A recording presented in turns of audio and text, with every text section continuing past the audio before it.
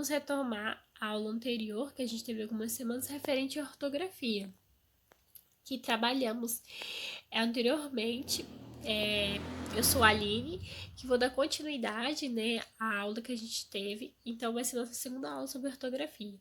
Então, retomando alguns conceitos que a gente abordou sobre a questão da norma culta e a norma nosso cotidiano que a gente usa. Então, a ortografia está atrelada a isso. A entender que, em dadas circunstâncias, a nossa grafia tem que estar segundo a norma padrão. Por quê? Porque existe essa necessidade em dados contextos, como a gente sempre pontua na questão da redação. Então, na redação, a construção das palavras, das grafias tem que estar correta, baseado na gramática normativa.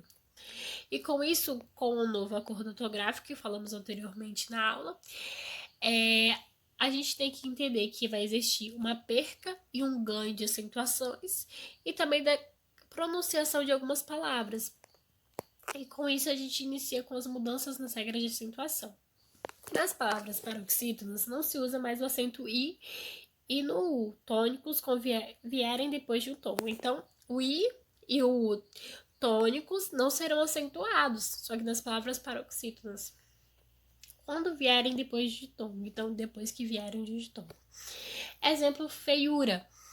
Se perde a acentuação e fica feiura. Caiula, caiula. Bocaiúva, bocaiúva. Percebe-se também que a pronunciação permanece a mesma. Apesar da perca, né, da acentuação, com o novo acordo ortográfico, a pronunciação continua a mesma. Então, foi mais para identificação desse U e desse I tônico depois de um de tom. Então, perde-se, mas a pronunciação permanece a mesma. E a gente também tem algumas exceções para a gente ficar atento também a essa regra. Se a palavra for oxítona, I ou U estiver em posição final, ou seguido de S, o acento permanece. Então, a gente tem que partir, primeiramente, se a palavra é paroxítona ou oxítona. Se não é, são diferentes. E a gente parte para a segunda regra. Ou I ou U estiverem em posições finais, a gente percebe em Piauí. Piauí consta como a posição final e o U. E aí a gente entende que vai se permanecer o acento, segundo essa regra. Porque a gente tem uma regra, mãe, e dentro dessa regra a gente tem umas regras que tem algumas exceçõezinhas que a gente tem que entender. Só que também a gente tem um acento diferencial. O acento diferencial ele vai ser utilizado para auxiliar na identificação de palavras homófonas, que possuem a mesma pronúncia, com acordo ortográfico, deixará de existir no seguinte caso. Então, apesar da perca, como eu sempre diz, a acentuação, a permanência da pronunciação permanece a mesma. E o acordo, esse acento diferencial, ele vai auxiliar nesse processo de identificação dessas palavras, mas também vai auxiliar no processo de diferenciação de palavras que sejam no singular, no plural ou no significado de algumas, como vamos ver posteriormente. E nesse caso, a gente vai mostrar como essa perda da acentuação apesar de para, com acento, e como ficou agora, e como a pronunciação dela continua a mesma. No caso, ela não para de dançar. Como ficou, ela não para de dançar. Então, a gente vê que a diferenciação é apenas na perda dessa acentuação. Os garotos gostam de jogar polo.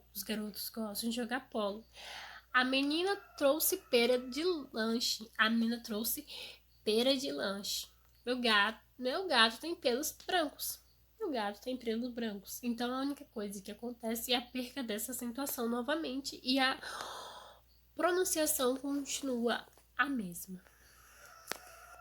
E a gente também entende que vai existir duas palavras que vão continuar recebendo esse acento diferencial. Por exemplo, por. Por, para ele não ser confundido com a preposição por, observa-se que é sem acento, existe uma permanência nesse por com acento no verbo.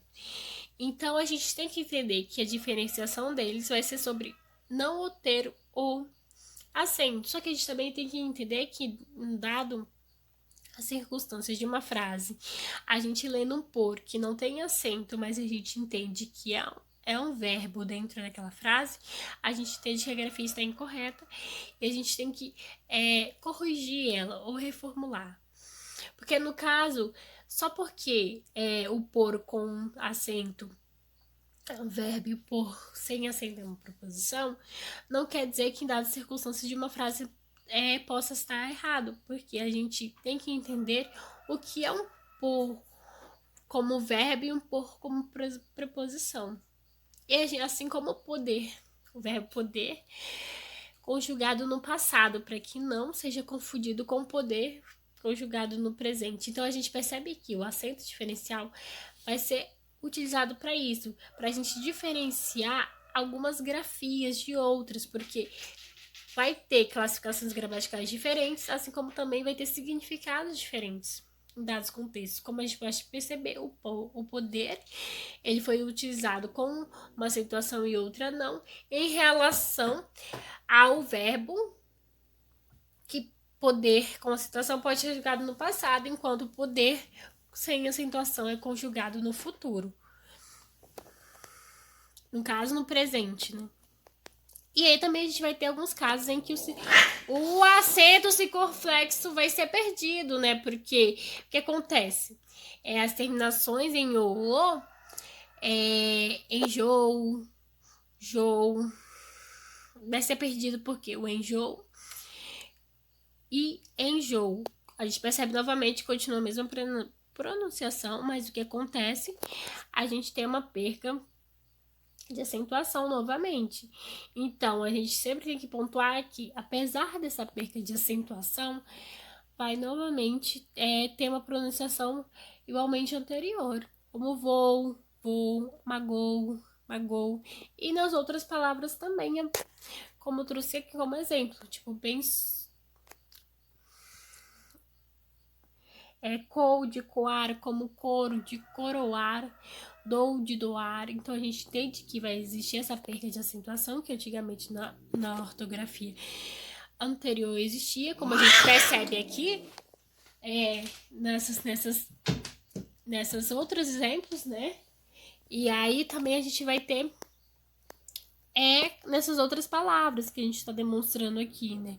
Esse povo de povoar, esse voo de voo, esse zou de zoar. Então a gente vai perceber que vai se perder essa nova ortografia, que essa nova ortografia vai trazer uma perca, mas que não na pronunciação em si existe uma permanência, como eu disse anteriormente. E também vai permanecer esses acentos de diferenciação, como eu disse anteriormente, para diferenciar o singular do plural, que também dos verbos ter e vir, assim como dos derivados, manter, deter, reter, conter, convir, intervir e advir. E aí a gente percebe que, alguns exemplos que eu trouxe, ele tem 2 carros, ele é uma pessoa que está no singular.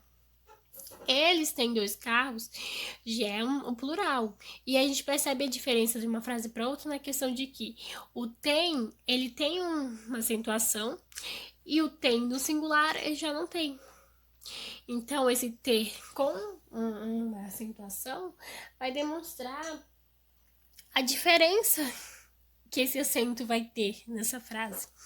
Então, se tivesse eles têm, mas sem a acentuação, o que aconteceria? O fato de que estaria uma frase incorreta. Por quê? Porque a partir do momento em que esses tem aqui se perde, a gente percebe que e mantém esses eles, a grafia vai ter incorreta, assim como se tivesse ele tem como acento, 2 carros também estaria incorreto.